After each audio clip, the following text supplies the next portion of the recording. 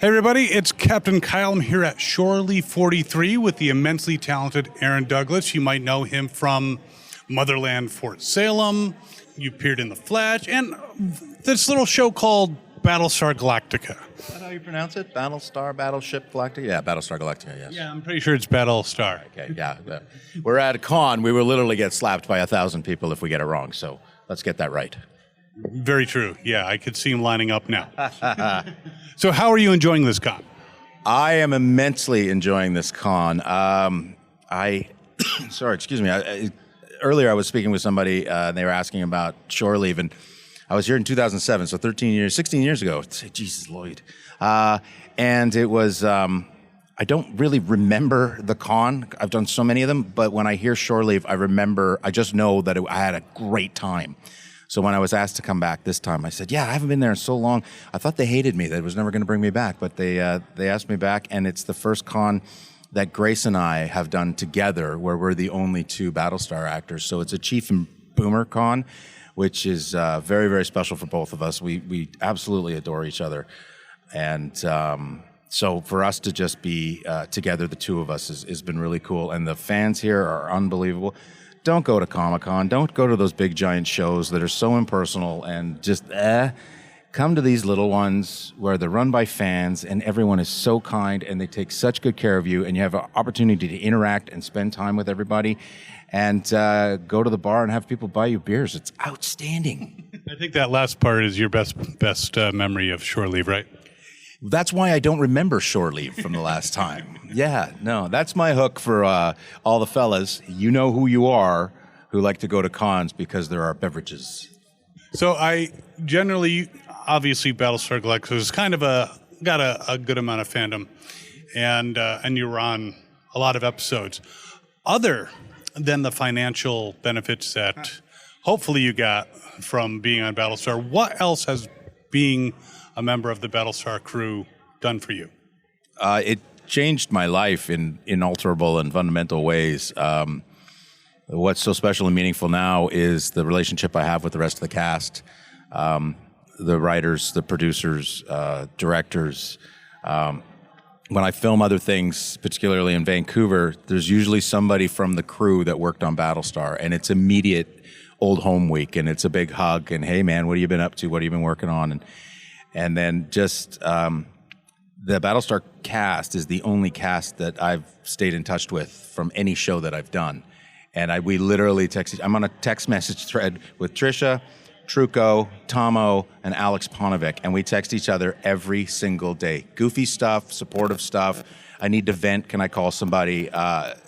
They're just unbelievably kind and sweet people. Grace is another example of that. Mary, she just sends me stuff out of the blue. And like I said, the writers, Mark Verheiden has become one of my closest friends in life, and we are writing a 3-book first series comic books for Dark Horse that come out in the fall called Borealis, and it's based on a pitch, an idea that I had many years ago that I pitched him over way too many martinis in Vegas. And a few years later, he said, what did you ever do with that? And I said, nothing. I'm waiting for you. And he said, okay, well, let's write it. So he reached out to his buddy who owns Dark Horse, and Mike went, yeah, absolutely. What do you want to do? Well, season 1 would be 3 books, and we'll go from there. And he said, yeah, okay, done. And so that was it. Now we've been writing, and it's written, it's drawn, it's being colored, and then we have to do another pass on the script, and it goes off to the letterer, and yeah, they're going to start, first book comes out right around Halloween. It's not a Halloween story, it's not a horror story, but it should be really, really fun. We're very, very excited about that. So yeah, what the takeaway from Battlestar is the relationships, and then this kind of thing. Like, you're a demigod for a weekend, and people are so kind, and it means so much to them, the show. They like to come and talk about what it meant. Having military people come up and saying, you're just like a chief I worked with. I'm like, is that a good thing or a bad thing? I don't know. And then just people sharing their I had a weird relationship with my father, and then this show connected us, brought us back together. I mean, it's just, there's so many stories from so many people, and I've had the opportunity to travel the world and have experiences that I otherwise never would have had, and that is a real gift that Battlestar brought me. Oh, awesome. I do want to back up a moment when you're talking about Borealis. You were saying over too many martinis. Is alcohol really a part of your creative process? No, it's not. No, it's not. It was an idea that I had, and it just happened to come out while we were sitting in a lounge yammering at each other. And we both love the TV show Deadwood.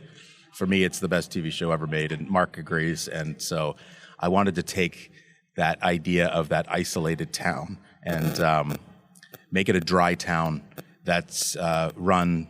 There's police, but then it's also run by the black market bad guys. And so it's set way, way north Alaska in a dry town that services the oil and gas fields. So the workers come back with more money than they know what to do with. And they can find, it's like if Al Swearingen still in a dry town still had a bar and a brothel and drugs and violence and and then there's some indigenous legends and spirits that come and help the good guys in a way. Well, there's no real good guys, bad guys. It's not white hats, black hats. It's very gray hats, but it should be very, very cool. We're excited about it. Glad to hear it. We're looking forward to it. So you've had a ton of roles. Is there a character other than the Chief that if you had a chance to go back and reprise that role, you would jump at the chance? I think the character that was most creative for me was Gordon Rimmer from Dirk Gently's Holistic Detective Agency. It was written in a certain way and described to me as a certain way, and the audition scene was just written for the audition. And so I did it in a certain way, and then when I got the script and I got the set, I went, this is not who this guy is. And so he just sort of came over me of like, I'm going to do this, and I'm going to do this, and this voice, and this posture, and this walk, and this yelling, so yeah, a little bit more Gordon Rimmer would be fun. My friend Michelle thinks it's the greatest role that I've ever had. Hi, Michelle, and she loves Gordon, to the point where she bought me the big yak coat. So when she visits, I just run around the house as Gordon and yell at her.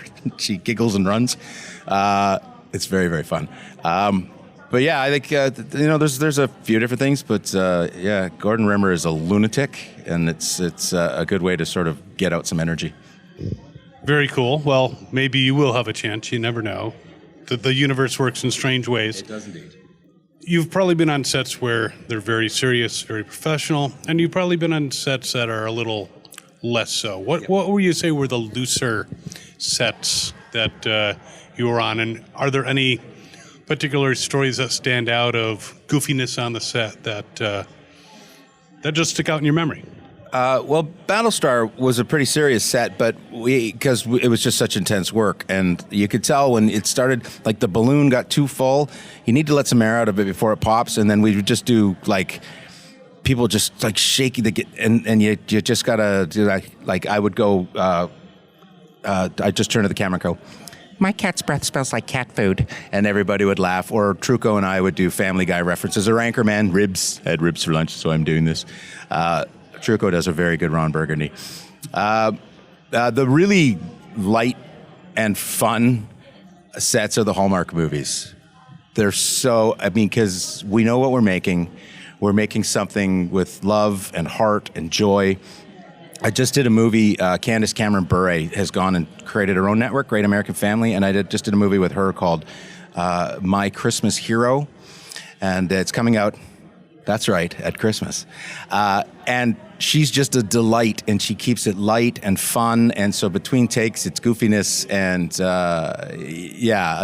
those ones are fun, because you know what you're walking into, and it's not... somebody's dying, somebody's just died, or you're getting shot at, or you're running, and there's stunts and all of that. So, those are fun to do. Big features, they can be really, really tedious because they take so long to film. The days are long. I mean, the days are long in TV as well, but the big feature films is just there's a immense amount of sitting around. TV's shot in 8 days. You get these feature films, and they can go 60, 70, 80 days. And there's days I've been on a big feature, I don't come out of my trailer. I call it a 5-knock day. Knock, knock, they're ready for you in hair and makeup. Knock, knock, they're ready. Sandwiches are out, food's ready, lunch, after lunch snacks, and then knock, knock, you're going home, you're wrapped. Oh, okay, thanks. Otherwise, you're just sitting in there. And there's only so many books you can read, so many trips to Crafty you can take, and so many naps you can take, too. But yeah, it's TV. We're not curing cancer, so we're not. Yeah, and you have a much tighter schedule because you have so many more episodes. Exactly, and they only have a budget. Indeed. So, when you were younger, who were your heroes? I mean, obviously you and the Battlestar Galactica crew are heroes to a lot of people. Who were your heroes growing up? John Candy. John Candy. John Candy is my hero. Will ever be my hero. He's number one. Number two would be Robin Williams. And then everybody from Monty Python, I would say. John Candy, people talk about, they remember where they were when Reagan was shot, when Kennedy was shot, when the space shuttle blew up. I remember where I was when the radio guy said John Candy's died. I cried for hours. I was crushed. I remember exactly where I was. It's like it happened yesterday. So yeah, John Candy, a man I never got to meet. But whenever I go on a new show, people, they have to be a little older now because it's been so long, but I just say, did anybody work with John Candy? And I did a movie years ago, and a sound guy, boom guy, put his hand up. He said, yeah, I know John. I did a bunch of movies with him. I said, okay, your job, other than holding the boom, is once a day, come up and tell me a John Candy story. And he loved it. Every day he'd come up and go, okay, so this one time we're over at John's house in Toronto, and I just everybody fuck off. It was, so John Candy. Very cool. Now, any new projects coming out that you can discuss? I did an episode of Resident Alien. I got to work with Linda Hamilton and Alan, obviously, and that was a fun set. Holy moly, that's a fun set. Those two were a delight. My Christmas hero for Great American Family, I did a movie for Lifetime, directed by my buddy Troy Scott, who was the third AD on Battlestar, and is now directing. Amazing guy. And this is our first opportunity to work in the capacity of director-actor. And that was called Buying Back My Daughter. It's a story of human trafficking, and it is awful. And it's for Lifetime. That'll be a very dark one. If your mom likes Hallmark movies, don't get her to watch that one. I did a Hallmark movie called The Wedding Cottage that I think it's already aired, April, maybe, something like that. And then we're in the writer's strike, so it's a lot of waiting around. So I'm working on the comic with Mark, and Mark and I are also working on two TV films, made-for-TV movies that are very slowly coming together. Well, cool. Well, we look forward to all that, and hopefully the writer's strike is settled to everyone's satisfaction, and everyone's happy, and everyone's able to make a living. You hear that, guys? Anyway, anything you'd like to say to your fans before we wrap up? Just thank you. From the bottom of my heart, thank you. I am where I am in my life because of you people, and I love you for it. And if you ever see me, don't go, oh, I don't want to bother them. Just come up and say hi. I love talking to people and sharing my experience with the show and experiencing your experiences in life. I'm genuinely interested in what people do, where they're from. I've made so many great friends that you only see at cons, which is really kind of cool because you pick up right where you left off. So thank you. That's all. Awesome. Aaron, thank you so much. And thanks everyone out there for watching. And as always, have fun and follow your fandom. Hi, this is Aaron Douglas, Chief from Battlestar Galactica. You are watching Fandom Spotlight. Have fun and follow your fracking fandom.